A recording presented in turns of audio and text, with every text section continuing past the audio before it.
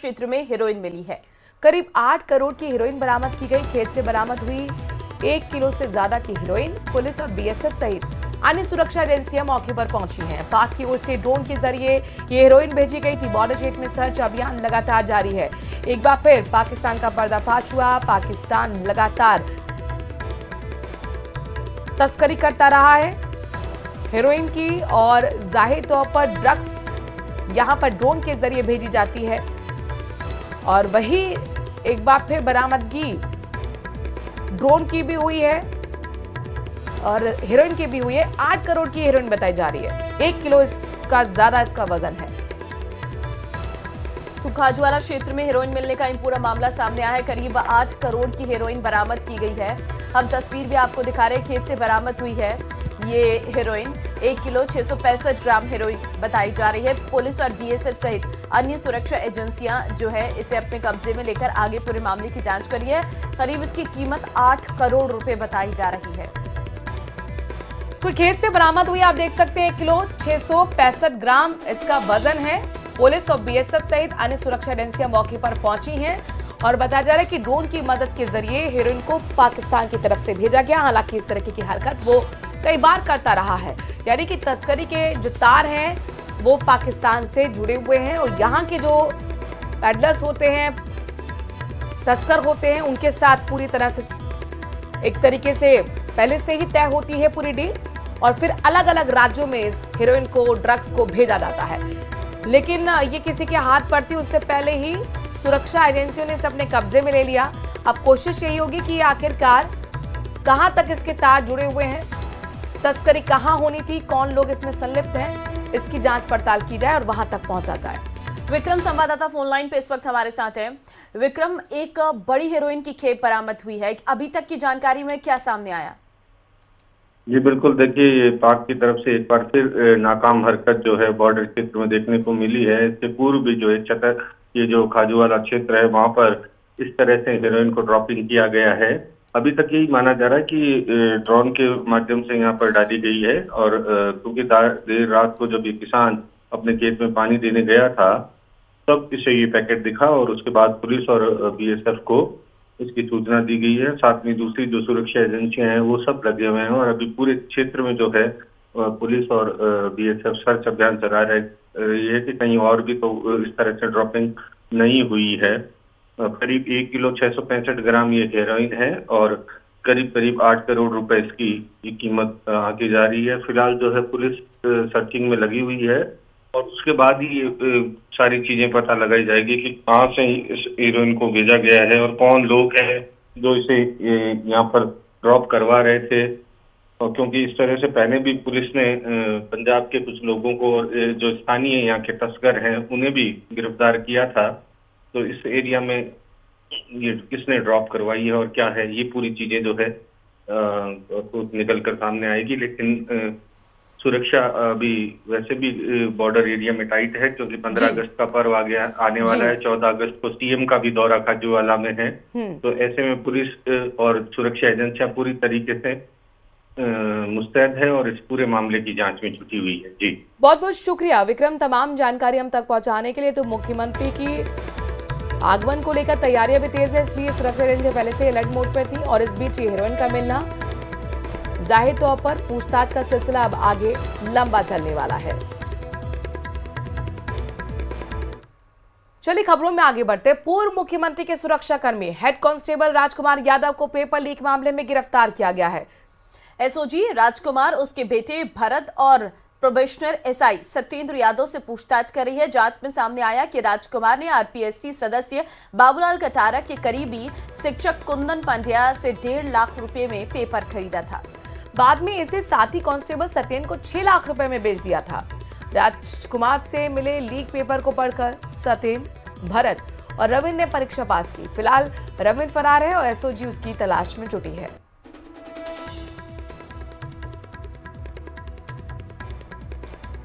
तो एसआई भर्ती paper leak case में एक और गिरफ्तारी है जिस तरह से हो रही है। गहलोत के पूर्व पीएसओ से पूछताछ अभी जारी है। बेटे प्रोबेशनर एसआई से भी पूछताछ जारी है। तो कटारा की नजदीकी से खरीदा गया था, कुंदन से ये खरीदा गया और इसके बाद फिर अपने बेटे को दिया गया, फिर कई और लोगों को इसे बेचा गया। तो ये तार कहां कहां तक जुड़े हुए हैं, यहीं तक पहुंचने की कोशिश एसओजी की है। तो गहलोत के पूर्व पीएसओ से लगातार पूछताछ का सिलसिला जारी है। 1.5 लाख में बताया जा रहा है कि कुंदन से पैसा लिया गया था। चलिए बढ़ रहे हैं आगे। बालोतरा से ब्रेकिंग न्यूज आपको बताते हैं। जोजरी नदी बचाओ आंदोलन डोली अराबा में ग्रामीणों का धरना जारी है। जोधपुर की फैक्ट्रियों से आने वाले दूषित पानी को लेकर आक्रोश है। आरएलपी नेता थान सिंह डोली सहित ग्रामीण मौके पर बैठे हैं, धरने पर बैठे हैं। 14 अगस्त को प्रदूषित पानी की समस्या को लेकर डोली में हनुमान बेनीवाल की भी महारैली है। 14 अगस्त तक ग्रामीणों का धरना जारी रहेगा। तो देखिए, जोजरी नदी बचाओ आंदोलन यह है 14 अगस्त को बुलाई गई है महारैली। डोली अराबा में ग्रामीणों का धरना, फैक्ट्रियों से आने वाले दूषित पानी का विरोध यहां पर किया जा रहा है।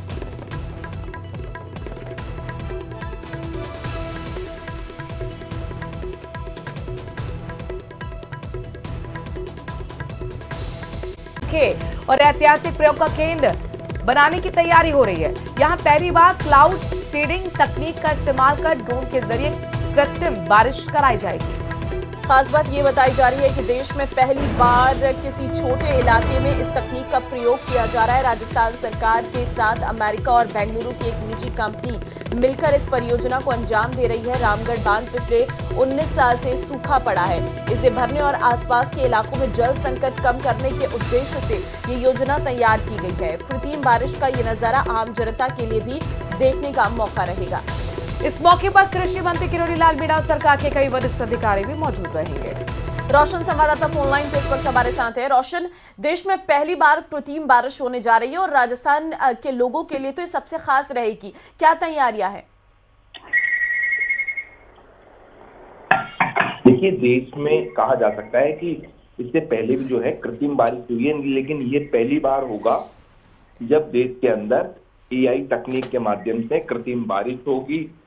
जयपुर से करीब 30 किलोमीटर दूर ये जम्बारामगढ़ का जो बांध है करीब 20 वर्षों से जो सूखा था। ऐसे में राजस्थान सरकार और जो कहा जा सकता है कि कृषि विभाग ने तय किया है कि इस बांध को कृत्रिम बारिश के जरिए जो है वो भरा जाए। तो ऐसे में ये देश में पहला जो है वो नवाचार हो रहा है। इसके माध्यम से जो है आज जो है पहली बार जो है कृत्रिम बारिश करवाई जाएगी। हालांकि जो है मौसम विभाग और जो डीजीसीए है उनसे पहले ही जो है इसकी मंजूरी मिल चुकी थी, लेकिन किन्हीं कारणों के चलते इस तरीके से प्रदेश में मानसून सक्रिय था। ऐसे में इस बात को एक सप्ताह के लिए जो है वो होल्ड कर दिया गया था।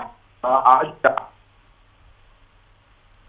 कृषि मंत्री हैं, डीजीसीए से जो जुड़े हुए जो अधिकारी हैं, मौसम विभाग के अधिकारी हैं, उनकी मौजूदगी के अंदर ड्रोन के जो है जम्बारामगढ़ का जो बहाव क्षेत्र है, जो बहाव क्षेत्र है उसके आसपास के एरिया के अंदर जो है आज जो है कृत्रिम बारिश करवाई जाएगी। ये जो कहा जा सकता है कि के अंदर एआई तकनीक और जो ड्रोन के जरिए ये जो बारिश करवाने का है वो पहला मामला ये होगा कि कृत्रिम बारिश के माध्यम से जो बांध में कितना क्या पानी आ पाता है, कई चरणों के अंदर जो है वो कृत्रिम बारिश करवाई जाएगी।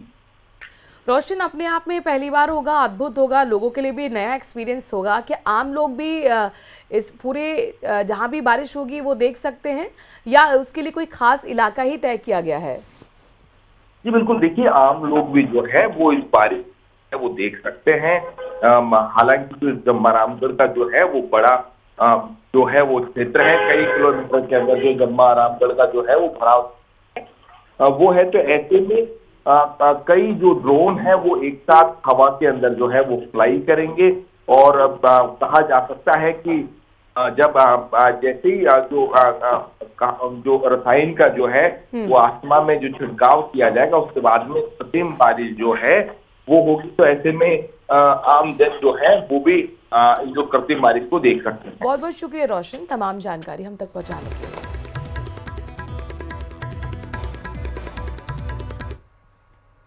और चलिए आगे बढ़। सूत्रों के मुताबिक पार्टी की प्रदेश कार्यकारिणी की जल्द घोषणा हो सकती है। अपने दर्शकों को बता दें कि सूत्र हमारे बता रहे हैं, प्रदेश नेतृत्व तो काफी पहले ही कार्यकारिणी सदस्यों से जुड़े प्रस्ताव केंद्रीय नेतृत्व को सौंप चुका है और अब फैसला जल्दी ही हो सकता है। वहीं बीजेपी प्रदेश अध्यक्ष मदन राठौर ने बड़ा बयान दिया। संकेत कहां से आए? उनके बयान से आए। संकेत दिए कि सत्ता और संगठन में फेरबदल संभव है। उनके मुताबिक कुछ मंत्री संगठन में जा सकते हैं और कैबिनेट में नए चेहरे शामिल होंगे। पार्टी का केंद्रीय नेतृत्व जल्द ही इन पर अंतिम मोहर भी लगा सकता है। आपको बता दें कि मदन राठौर की टीम में कौन कौन शामिल होगा, ये कयास पिछले कई महीनों से लगाए जा रहे हैं और एक सवाल लगातार बीजेपी से पूछा जाता है कि आखिरकार मदन राठौर की टीम कब बनेगी। मदन राठौर से ये बात पूछा जाता था तो वो हमेशा हंसी में टाल देते थे, लेकिन आज बहुत महत्वपूर्ण खबर निकलकर सामने आई है। मदन राठौर ने बयान दिया है कि फेरबदल हो सकता है। हालांकि डायरेक्टली उन्होंने नहीं कहा, लेकिन जो बयान दिया उससे संकेत यही मिलते हैं। उन्होंने कहा कि हो सकता है कि संगठन के कुछ लोग सत्ता में चले जाएं, सत्ता के कुछ लोग संगठन में आ जाएं। यानी कुल मिलाकर अभी माना जा रहा है कि फेरबदल हो सकता है सत्ता और संगठन दोनों स्तर पर। कोई भी संगठन में लेने की सोच रहे हैं तो ले सकते हैं, इसमें क्या है। हमारे यहाँ से भी कहीं जा सकते हैं, कहीं उधर से भी हम ले सकते हैं। ये तो हमारे संगठन सर्वोपरि है, संगठन सत्ता बनाता है। इसलिए सत्ता में किसकी जरूरत होगी तो उसको सत्ता में भेजेंगे। हमारे यहाँ तो सिपाही है, हमारा कार्यकर्ता तो सिपाही है, कहीं भी भेजो वहाँ काम करेगा।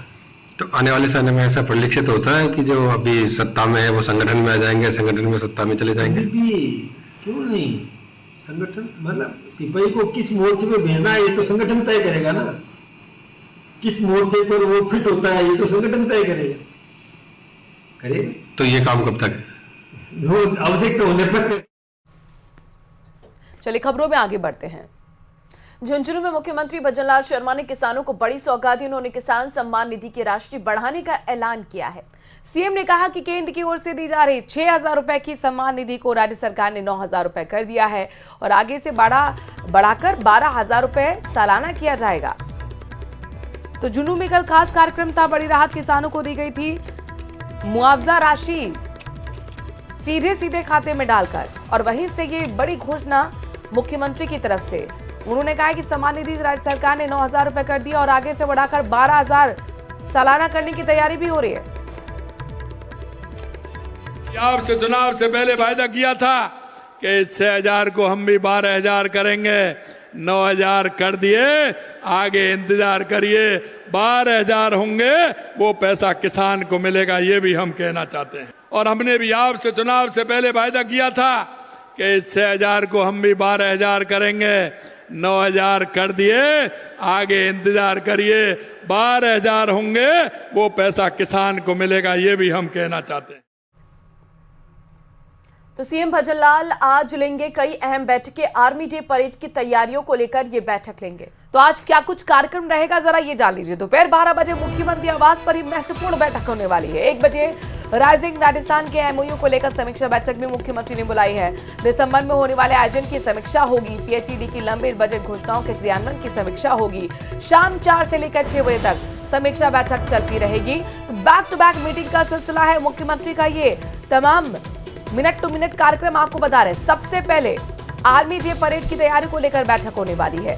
12 बजे मुख्यमंत्री आवास पर बैठक होगी और ठीक उसके 1 घंटे बाद यानी 1 बजे राइजिंग राजस्थान के एमओयू को लेकर समीक्षा बैठक होगी। दिसंबर में होने वाले आयोजन को लेकर भी समीक्षा की जाएगी। साथ ही पीएचईडी की जो लंबित बजट घोषणाएं कहां तक पहुंची धरातल पर, इसको लेकर फीडबैक अधिकारियों से लेते हुए मुख्यमंत्री नजर आएंगे।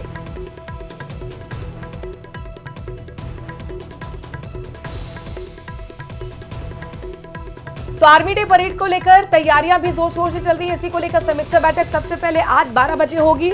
साथ ही 1 बजे राइजिंग राजस्थान में जो एमओयू साइन हुए थे आखिरकार धरातल पर कहां तक उतरे हैं, इसको लेकर भी समीक्षा की जाएगी। पीएचईडी महत्वपूर्ण ये विभाग है। बजट घोषणाएं जो की गई थी उसको लेकर आखिरकार कहां तक काम पहुंचा है, इसको लेकर अधिकारियों की बैठक बुलाई गई है। जाहिर तौर पर फीडबैक लिया जाएगा। बड़े निर्देश